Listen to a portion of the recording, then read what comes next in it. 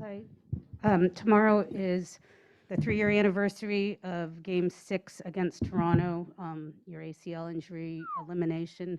I'm just wondering if you can offer a little perspective on what that day was like for you and to be here 3 years later in a critical Game Yeah, 5 and playing, yeah. at a high level again.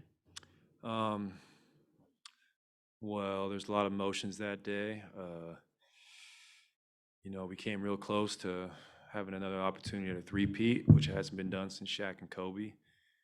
And when I hurt my knee, it was kind of uncharted territory for me because I had been able to be consistently present in the lineup my whole career. So I had to kind of realign my whole train of thought with the months coming up. It was just I knew I had a lot of training ahead, and I knew it was actually hard because I didn't really get a break. Usually after such a long season, you get a nice summer break, but I had to go straight into rehab, and it was kind of like a long cycle after that, a couple years, and now to be here again, I wouldn't change anything. I'm very grateful, and everything I did from that point led to this. So I would not change a thing. Or on your left. Hi, Clay. Your team talks a lot about playing with necessary force. Mhm. Some games is better than others. I'm curious, as a player, early in the game, how do you know if you're playing with that right force, and if not, what do you do to kind of correct it? Yeah, you can just, um, well, to correct it, that's what the coaching staff is for. They let you know in a very emphatic way. And how do you know? Well, usually when, oh man, well, it's hard to know until you watch the film after, but a good indicator when you're out there is just not letting them get layups or easy wide open looks in the beginning, but making them work to score. That usually means that we're locked in. Davide in the center. Clay, hi, Davide Chinellato with. Hi, Clay, Davide Chinellato with Gazzetta. Dang. Davide Chinellato with the Gazzetta in Italy. This is your sixth straight finals, or 6 and Mhm. 8 years, depending on how you count it.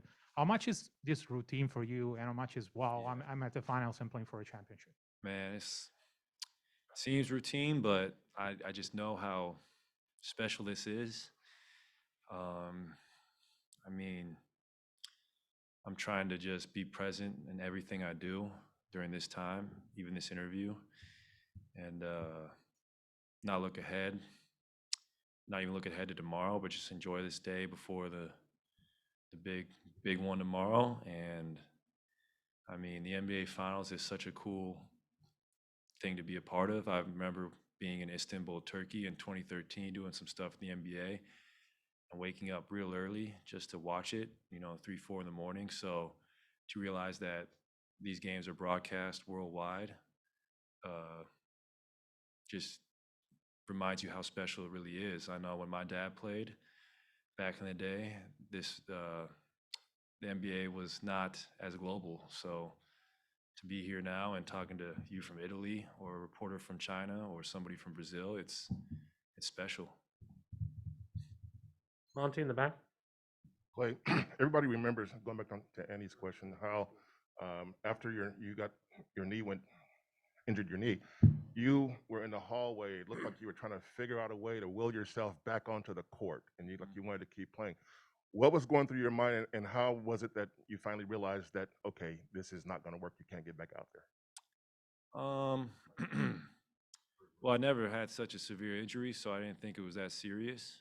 I thought I might have sprained something in my knee, but uh, when you're in the championship and you're playing in front of our fans, your adrenaline is so high that you kind of disregard anything that makes sense. And running around on a torn ACL doesn't make very good sense. And I just thought, I don't want to leave these points on the board, man. This is the finals. I'm going to go get this 30 ball. And then on top of that, I went to the back and they did a little test, and they came out with the conclusion that I should probably put some crutches on. And wow, what a time! 3 years ago. Wow, just goes by fast. Vince? Clay, Vince Goodwill, Yahoo Sports. In the aftermath of Game 4 on social media, there was a lot of Steph praise from Dwayne Wade and LeBron James, and it seems like that's kind of they've grown to respect him more or admire him more. Have you seen that as far as maybe from your peers over the past, 4 or 5 years, as opposed to when you guys first really got going, that there's a real admiration for what you guys do? Uh, yeah, I guess. I mean, that we're still here. I think that we're knocking on the door of another championship. I think that hopefully, you know, hopefully that gains respect amongst the greats who played, so they know how hard it is to get here year after year. It takes a great toll on your body and even your mind. It takes a lot of mental fortitude to stay hungry and want more and more after so much success. And Steph is the embodiment of that. The man is never satisfied. He just continues to mesmerize the world with his talent. Clay, along those lines, I was going to ask you, what did you learn watching Steph during your time rehabbing, and maybe other things you've learned from being back alongside him now that, after having that perspective and just how amazing he is year after year? I learned that he's one of the greatest to ever play, and I learned that he can do anything with the basketball in his hands, especially when it pertains to shooting the ball. Right here.